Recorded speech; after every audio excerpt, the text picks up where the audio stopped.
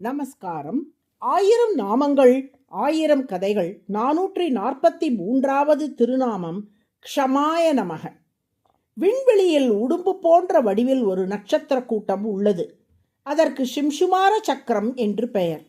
இந்த சிம்சுமார சக்கர வடிவில் திருமாலே எழுந்தருளியுள்ளார். திருமாலின் நட்சத்திரமயமான இந்த வடிவின் வால் பகுதியில் தான் துருவ நட்சத்திரம் உள்ளது.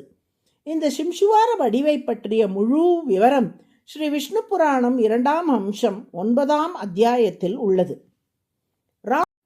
ராம லக்ஷ்மணர்களை அழைத்து கொண்டு ஜனகரின் வேள்வி சாலைக்கு வந்தார் விஸ்வாமித்திரர். ராம லக்ஷ்மணர்களின் தோற்றத்தை கண்டு வியப்படைந்த ஜனகர் இவ்விரு பிள்ளைகளும் யார் என்று விஸ்வாமித்திரரிடம் கேட்டார். இவர்கள் தசரதனின் மகன்கள். உங்கள் வேள்வியையும் வில்லையும் காண வந்துள்ளார்கள் என்று விஸ்வாமித்திரர் விடையளித்தார். ஜனகர் தனது பணியாளர்களை அழைத்து சிவதனுசை கொண்டு வருமாறு அறிவுறுத்தினார். அவர்களும் வில்லை எடுத்து வந்தார்கள். உருவலி யானையை ஒத்த மேனியர், செரிமையற்கல் என திரண்ட தோழினர், 60,000 அளவில் ஆற்றலர், தரிமடுத்து இடையிடை தண்டில் தாங்கினர் என்று இக்காட்சியை கம்பர் பாடுகிறார். யானை போல் வலிமை மிக்கவர்களும் மலை போன்ற தோள்களை கொண்டவர்களுமான 60,000 வீரர்கள் வில்லை எடுத்து வந்தார்களாம்.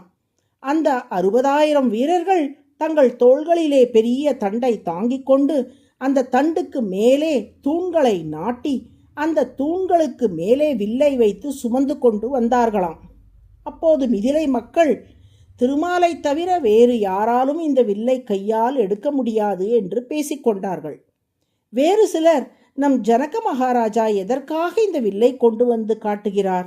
ராமனை போல் ஒரு மாப்பிள்ளை கிடைக்கும்போது அவரே வில் இருக்கிறதா என்று கேட்டாலும் இல்லை என்று சொல்லி பெண்ணை மனம் முடித்து தந்துவிடலாமே என்று பேசினார்கள். ஜனகரின் குருவான சதானந்தர், விஸ்வாமித்திர முனிவரே, தக்ஷனின் வேள்வியை தாக்க வந்த சிவபெருமான் இந்த வில்லை கையில் ஏந்தியபடி வந்தார். அதை கண்டு தேவர்கள் அஞ்சியதால் கோபம் தணிந்த சிவபெருமான் இவ்வில்லை ஜனகரின் குல முன்னோரான தேவராத்தன் என்ற ராஜாவுக்கு அளித்தார். அதுதான் நம் ஜனக மன்னரிடம் இப்போது வந்துள்ளது. இந்த வில்லை ராமன் எடுத்து நான் ஏற்றினால் நம் அனைவருக்கும் நலம் என்றார். விஸ்வாமித்திரர் ராமனை ஒரு பார்வை பார்த்தவாறே ஹோமத்தீயில் நெய்யை ஊற்றினால் அக்னி பொங்கி எழுவது போல் ராமன் எழுந்தான். சிங்கத்தை போல் கம்பீரமாகவும், காளையைப் போல் வேகமாகவும், மேருமலை போல் பெருமையோடும், யானையைப் போல் அழகாகவும் வில்லை நோக்கி நடந்தான் ராமன். ஆடக மால்வரை அன்னது தன்னை தேடரு மாமணி சீதை எனும் பொன் சூடக வாழ் வளை சூட்டிட நீட்டும் ஏடவிழ் மாலை இது என்ன எடுத்தான் என்று பாடுகிறார் கம்பர். சீதையின் கழுத்தில் அணிவிக்கப் போகும் மாலையை தூக்குவதாக எண்ணி வில்லை அனாயாசமாக கையில் எடுத்து விட்டான் ராமன். எடுத்தது கண்டனர், இட்டது கேட்டார் என்றபடி நாணேற்றி வில்லையும் முறித்து விட்டான். 60,000 பேர் கஷ்டப்பட்டு சுமந்து வந்த வில்லை எப்படி அனாயாசமாக தூக்கி நான் ஏற்றினான் ராமன் என்று எல்லோரும் வியந்தார்கள்.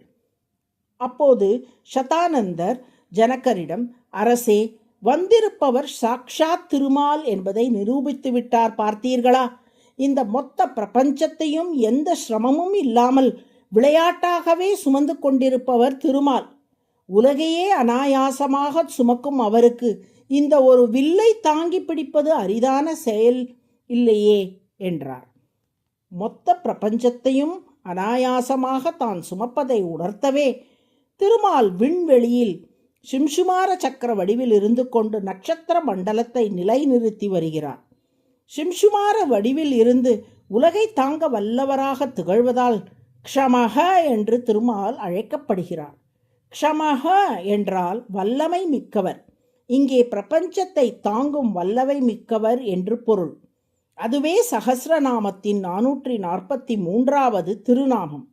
க்ஷமாய நமக என தினமும் சொல்லிவரும் அன்பர்களுக்கு திருமால் வல்லமை தந்தருள்வார். நாராயண நாராயண.